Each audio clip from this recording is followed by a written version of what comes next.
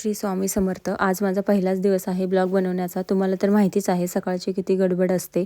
मोक्षचा आणि मोक्षा पप्पांचा टिफिन द्यायचा होता. त्यासाठी मी मस्तपैकी छोल्याची भाजी आणि चपात्या बनवत होते.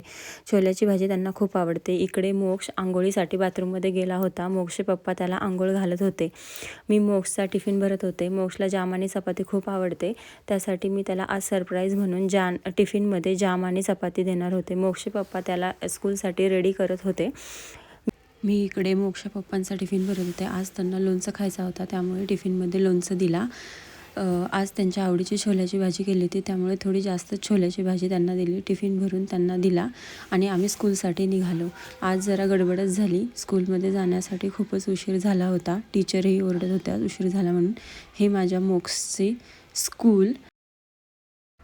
आज मठामध्ये जाण्याची खूपच इच्छा होत होती, त्यामुळे मी मोक्षला शाळेमध्ये सोडून मठामध्ये आले. हा शंकर महाराजांचा मठ.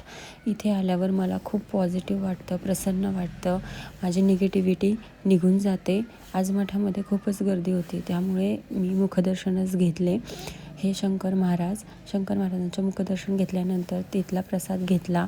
स्वामींना नमस्कार केला, थोडी फुले घेतली आणि घरी आले.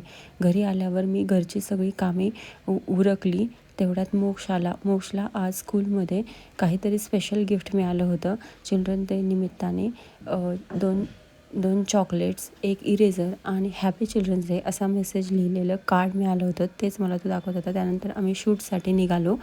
थोडंफार फोटोशूट केले, फोटोज काढले आणि त्यानंतर आम्ही घरी आलो. घरी आल्यावर मला खूपच थकल्यासारखं वाटत होतं. त्यामुळे मी थोडासा रेस्ट केली. So bye bye guys.